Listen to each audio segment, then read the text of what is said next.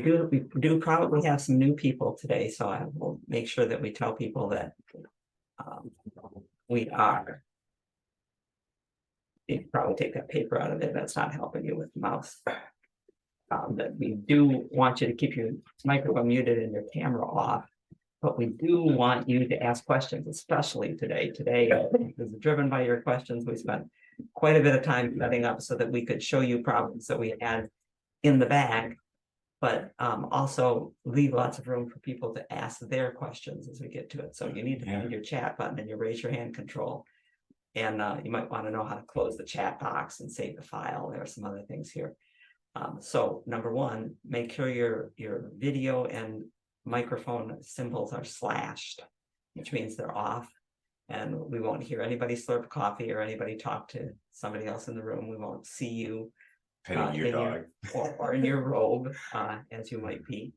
And if you take a look in your participants window, click the participants and open it up.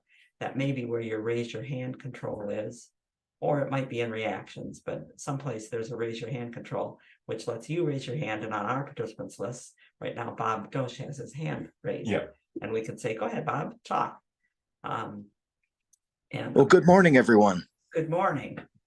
I made a note from a previous webinar of one of your favorite bulbs, and it's Allium moly.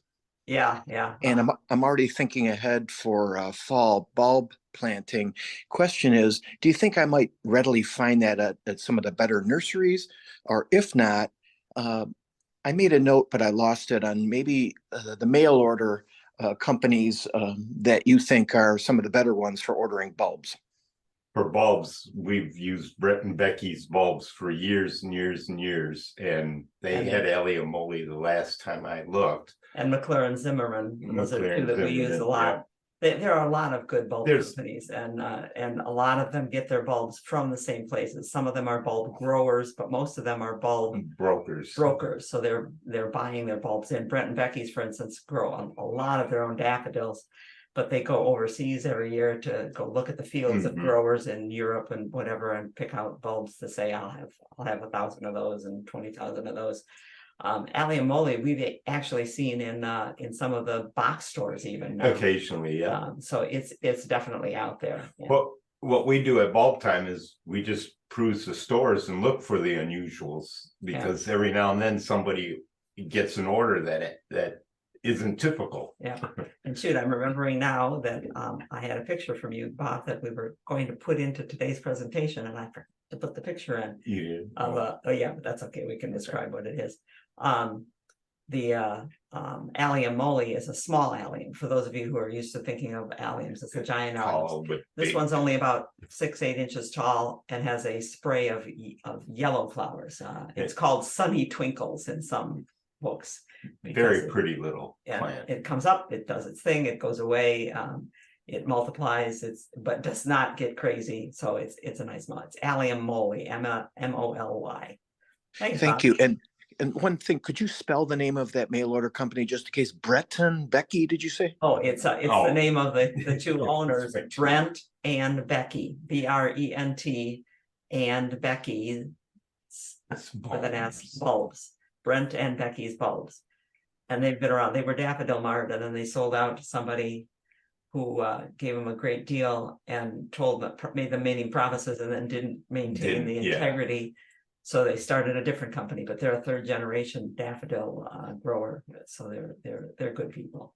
Yeah. Thank you very much. Thank you. You're welcome. Our pleasure. And that link is in the chat for anyone who wants to check it out. We also I should have realized immediately. And that is why Sonia is here, amongst other reasons. Yes. So some people do raise their hand, and we love to hear other voices. It's great to hear when I'm editing the video. There's nothing better than hearing another voice. But you can also chat. So if you just open your chat window. Chat to everyone. Don't chat to just Janet and Steve, because we don't keep our private chat watched. No, we can't possibly do it. Chat to everyone unless you are a good chatter and know how to chat to your friends without talking to other people. Once you hit return, that pops up to the top. Everybody can read it. And you can save the chat. We get the chat at the end of each program, and in case you can't save it, we could send it to you if you just send us an email. But a lot of times there's information, just as somebody just said, that have links that she posts or other people Mhm. post. There's a lot of good information because there are a lot of very experienced and very helpful people in What, this what group. did we add up one time? There was quite a few thousand years of Yeah, 1,000 experience years of amongst experience. this group of Yeah. people. But look around and you may be able to find a ... more window to save the chat, or else send us an email. Also, for your presentation, for what it looks like on your screen, Sonia, that's our daughter Sonia there on the right, points out that it can be annoying to have things floating around in the way. We pull ours over to the side. She said, there are ways that you can do this. If you go into your view and get rid of the full screen and go to one of the side-by-side options, you can have your pictures of us talking on one side and the chat by itself, and then you can take this bar in between the pictures of the speaker and what we're showing, and you can move that bar around to change the relative sizes, and you can have a better screen. So look, see if you like one screen better than another, and mess around with it now, because we aren't going to start our official presentation until 8:30, which is getting to be here. Got a few minutes here. There's a multi-part handout. You may have two parts of it right now. One is the outline with some links for you to take a look at, and a chart for us to fill out. And then another part is a growing degree days list. There will be a third part after today's presentation when I edit the video. We want to hear your problems. And so in the boxes that are not filled out on the handout, our advice for handling those kinds of problems, we'd like to make sure that if today we talk about Brunnera and it's scorching on the edges of the leaf, that we put that example into that box. And so you'll be able to pick that up afterwards, probably at the same time that our video comes out. Did get a couple of pictures that we thought we should put in here. Nick is sending in a picture of his tricolor beach, saying it did this last year and again this year. It leafed out, and then the leaves fell off, and now it's doing the same thing again. And he already dug it up once and found a girdling root that he took off, but he's thinking maybe he needs to do it again. This is a classic symptom of girdling, is leafing out and then dying back, and that's because the cambium can't connect to the roots. So the roots are pushing up through the wood part. They're pushing wood, pushing water with carbohydrates. They're leafing out, but then the leaves, which could only talk to the roots through the cambium, the outside layer, the leaves cannot send carbs back down to the roots. And so the roots are dying, and then the tips are dying. I'm almost sure.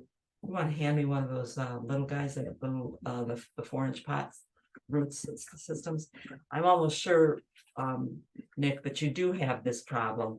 That you have a problem of the original root system was in a very small pot like this one right here.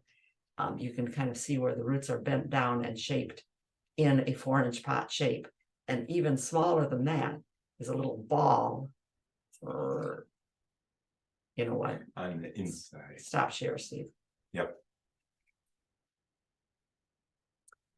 On the inside, there is this little ball. This was the original 2-inch pot that it was stuck into, and those roots are wrapped around each other in that little space right there. You can see them right here, right there. Yeah. And I bet that that's what's girdling on your tree. They've gotten to the point now where those roots are big enough, and you may not be able to save it. In which case, if you bought it from a reputable nursery last year or whatever, take it back and say, and rinse it off first. Take it back and say, this is what you sold me, because they don't realize this. No. We have this one to send back to a nursery to say that we know you're a good grower. We know that a good nurseryman. We know that you want to have your plants live. This is what's on the inside, and you might not see it either. Yep. So just really quickly, I didn't hit spotlight quite fast enough. Can you hold that up and point at it again, just so you're now on the big screen? Sure. Oh, sorry. To us on the video, we're on the big screen. Yep. So, Of course. You are now for everyone. Yep. Okay. So here is the roots are bent in the shape of the 4-inch pot that it was in. Actually, it was in a little bit bigger pot than that. But the problem is this smaller knot here That's the original little 2-inch pot that it was stuck in as a cutting or as a graft. This was a graft. And right there, the roots in that little pot wrapped around each other. And as they get bigger in diameter, which they must, because they're the flare They're the roots, flares. as they get bigger in diameter, they're cutting each other off. And that's where the girdle is happening. Thanks. There you go. Okay.